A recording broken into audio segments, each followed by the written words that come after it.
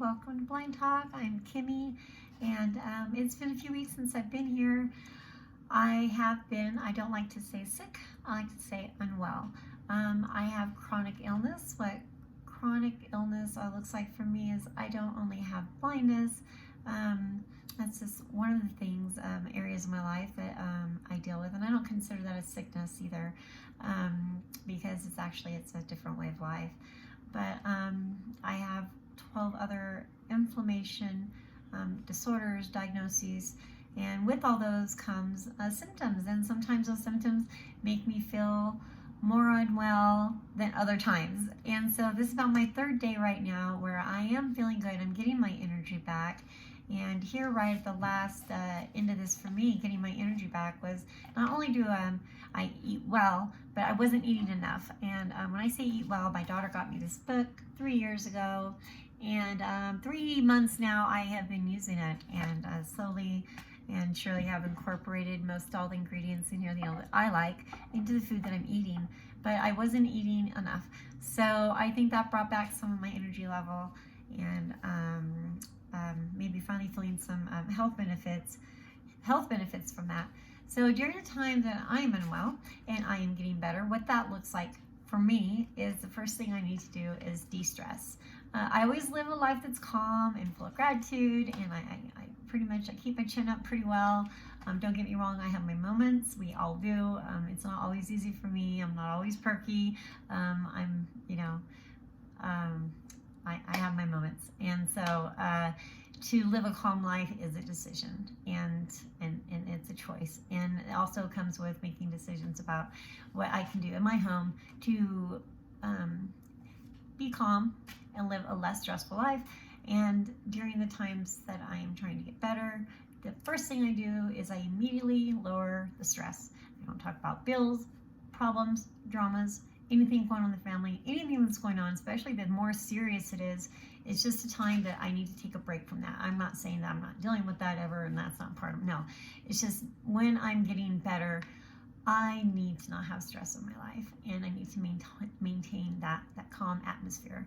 And it's easy. Now, what it looks like for me as a single person who has a roommate, it's much easier, I'm sure, than it is for somebody who might have children or married or have a fuller house, So this is what it looks like for me. Also, even though I'm unwell and during the times I'm trying to get better, we have responsibilities and things that still need to be done. Bills still need to be paid. Phone calls still need to be made.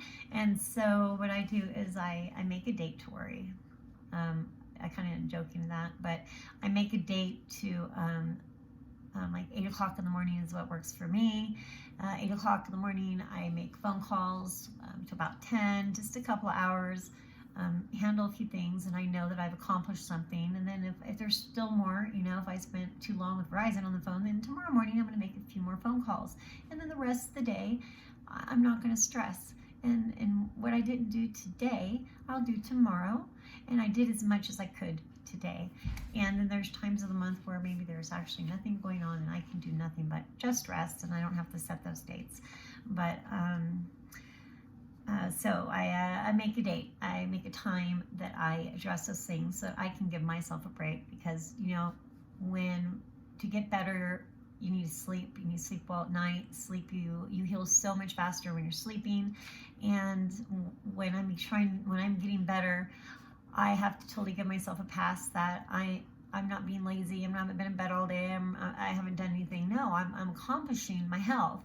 I'm taking care of. If I'm tired, I'm going to rest, because my body needs rest. And so I take those naps and I make sure I'm going to bed at a good time, and that really helps me. It helps you in healing, and it helps you in every way. Sleep is important. And sometimes for me, what it looks like, I'm usually in my room. It's usually the curtains are down.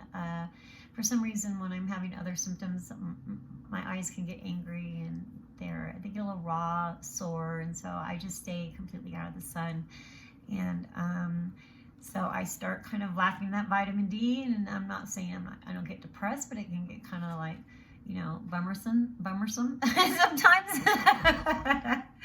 And how about a downer? It can be a real downer sometimes. And so, something a counselor told me very early on, like a year and a half ago or so, is do something that I enjoy every day. And that's when I was depressed. I was having a really hard time managing what was on my plate. And so, something she suggested to me that I have carried on with me is to do something that I love every day.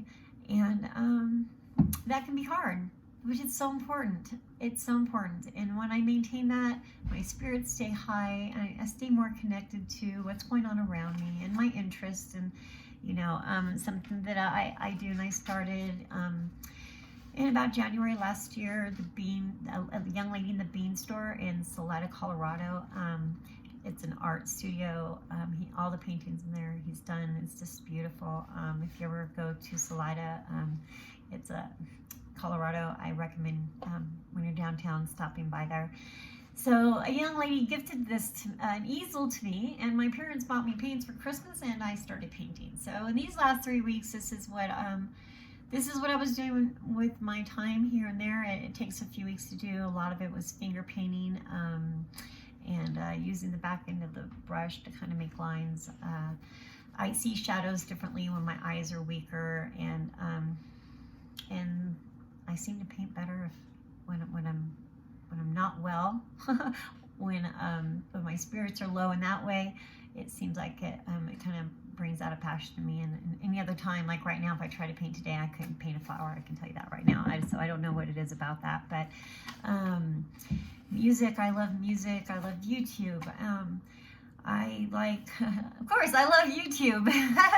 It's a source for information and connection, and it's a huge tool for me. And Netflix, I love Netflix, and there's different shows, documentaries. In fact, one brought me to reaching out to the company called doTERRA for essential oils. I was learning a lot about benefits of essential oils from this program, and put in my name. Somebody called me. Her name is Miss Robin, and I've been going to church with her 2 weeks now. And so today after church, she sent this home with me, and we're going to get back together in 48 hours and talk about the benefits of this particular oil that she sent home. I'm sorry that I cannot read the small writing. I will definitely let you know at the end of the 48 hours. It's she recommended putting it on my hands, smelling it across my face. I even kind of tapped my face with it because I could smell it. I can tell you right away what I felt was kind of an alertness, a crispness, and maybe a clarity. So I can see where I'm feeling some benefits there. And also I have some joint pain that can get pretty intense sometimes, and so she has recommended for me to use this, which I would probably this evening. It's called Deep Blue Rub. It's also an essential oil. So I will definitely get back to you on how that affected me, the benefits of that for me. So there was also a day that, I don't know, I was just kind of feeling lonesome, missing my family, and something that my daughter bought me for Christmas was a candle. It's called a woodwick candle, and it crackles and it makes kind of fireplace noises. It reminds me of, at home in the mountains with my family. It reminds me of the beautiful cards she wrote me when she sent me the candle. So I bought myself a candle. I got online, did a little shopping. I never recommend that being your source of entertainment or your good feelings. We just get the things we need. We never want to get into shopping. That just gets us into debt, which is more stress. We don't want any of that. So I just want to say thank you for joining me today and letting me share with you a little bit about how I deal with having chronic illness and the things I do to keep my spirits high. And it's not always easy, but it's nice to know you're not alone. I can't tell you how many times in my head I did a little preview of like what I wanted to share when I got back online here to post a video. And so y'all that join me, it's always in my thoughts of like what I want to share with you, and that's also a tool for peace in my life and calmness. I really enjoy sharing, and I love the feedback, and the support is wonderful. So please join me next time. We are doing a social experiment with a friend who is going to walk with the cane, who is sighted. I've seen on a lot of my support groups where people say, man, I wish my family member knew what this was like or that was like, and they say, what, something about how long it took to bring something, and they have no idea the effort maybe it took to get it there. And I'm talking about blindness in our family members. And so I thought it'd be kind of interesting to just get the thoughts on a friend of ours who is sighted, and we're going to share that tomorrow. And thank you for being here, and remember, you're not alone, and thanks for being with me today.